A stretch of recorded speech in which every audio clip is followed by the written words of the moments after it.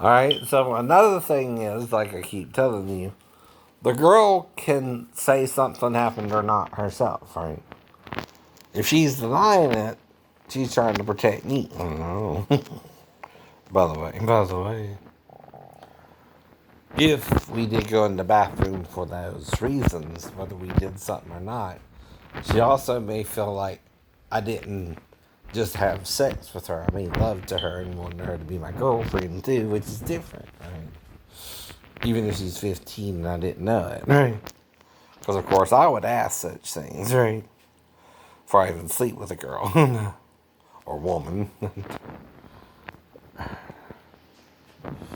But the thing is, it's him not letting it go. Every time he calls me a pedophile or uses my disability towards my weight or tries to make it about him, well, it's all about him and Satan, right? When I try to make it about me and God and trying to find a wife, right? Because my pastor may have refused me his daughter or something, Kathy. Or Chrissy, I'm not sure which one had a dream or not, right? That's how that works too. I know.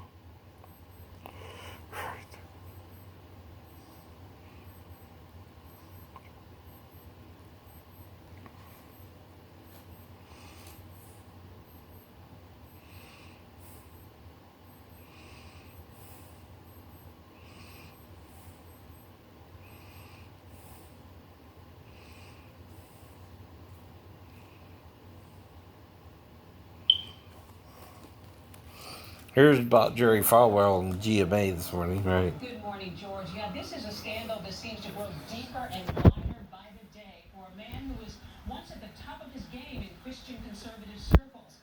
Now, Jerry Falwell Jr. is not only out at the world's top Christian university, but he may have also lost his reputation as well.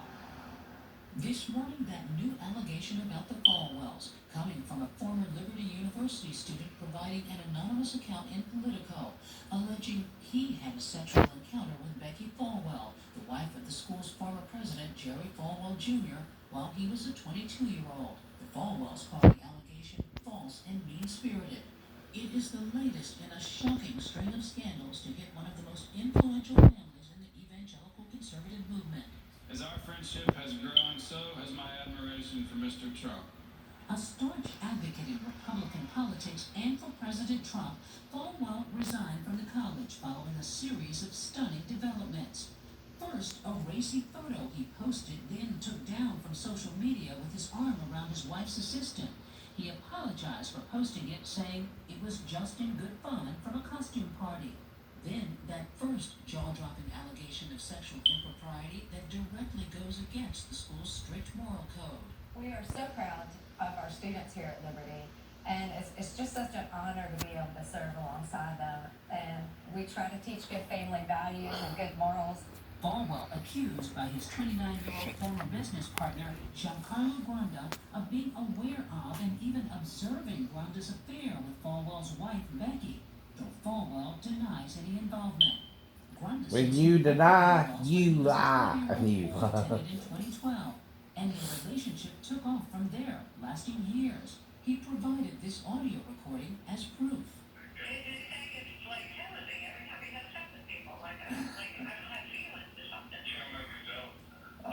Not trying to do that.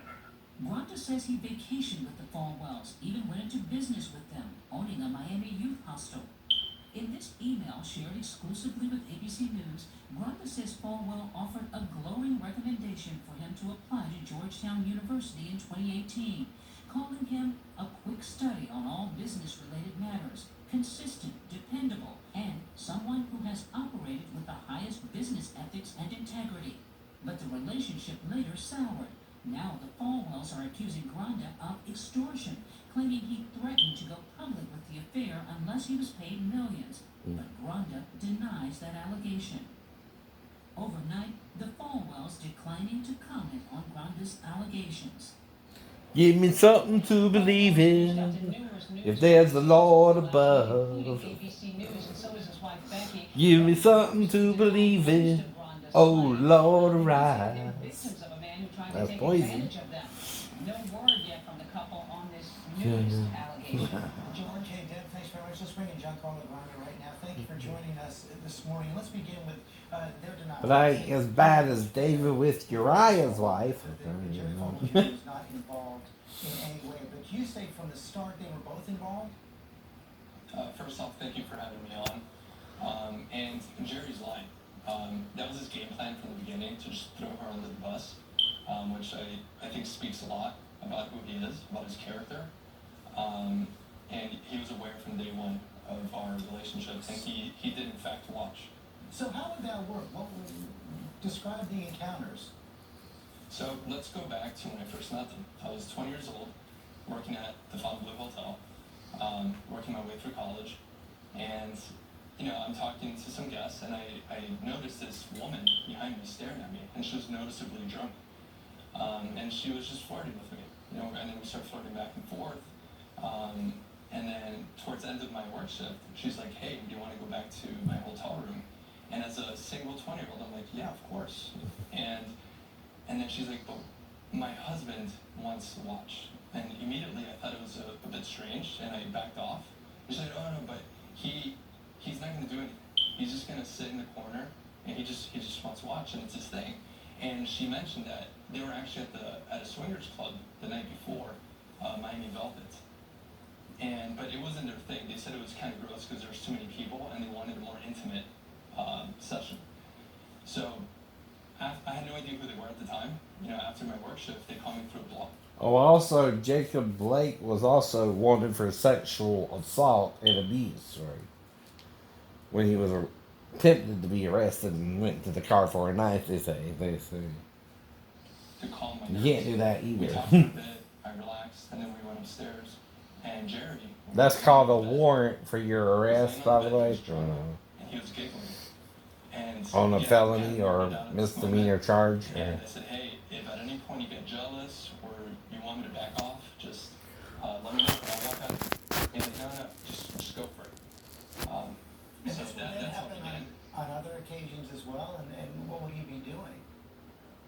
Right. I mean, I don't want to go too much into the details. I don't want to go too much into the details, but he enjoyed watching. They say now that you're trying to extort them. Why come forward now? This started 7 years ago. So, again, going back to that time, after that Fontainebleau or the hotel, that first night, shortly after we had a weekend getaway at Chico Resort in Florida Keys, and in this trip, we were doing the nature of the relationship continued there, and I mentioned to them that when I was younger, right, when I was in high school, I suffered with video game addiction. At the time I was timid, a bit nervous, and I believe, now in hindsight, that they spotted these weaknesses and made me an ideal target. I shared, this passion project of mine where it's a company that would connect video gamers suffering with video game addiction families with health coaches. And he's like, oh, I think that's an excellent idea. And, actually you could probably partner up with Liberty. You should come to New York with us. We're having a business trip and we could talk more about it. And then in this trip in New York City, we stayed at the Gansevoort Hotel on Park Avenue. And he said, look, I really like your idea, but before you can ever help anyone, you need to make a lot of money yourself. So and this is Jerry saying, he's like, I have a background in real estate. Pick a property in Miami. Pick a handful of properties, we'll get the best one, and you'll get a 25% ownership stake in it. And that's exactly what I did. They suggest you targeted them, and that you may have targeted other successful women? That's false. That's ridiculous. That's just them trying to smear me.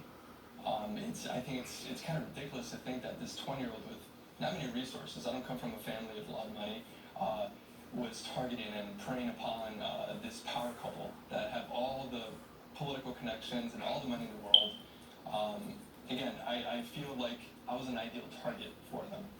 President Trump's former attorney, Michael Cohen, is claiming that he had contact with your attorney about personal photos of the Farwells that they didn't want released publicly. Did you or your lawyers ever speak with Michael Cohen about the Farwells? What do you know about the photos and the Farwells' relationship with Michael Cohen? Well, Michael Cohen corrected himself, and he actually said that he met the attorney of a third party that was suing us.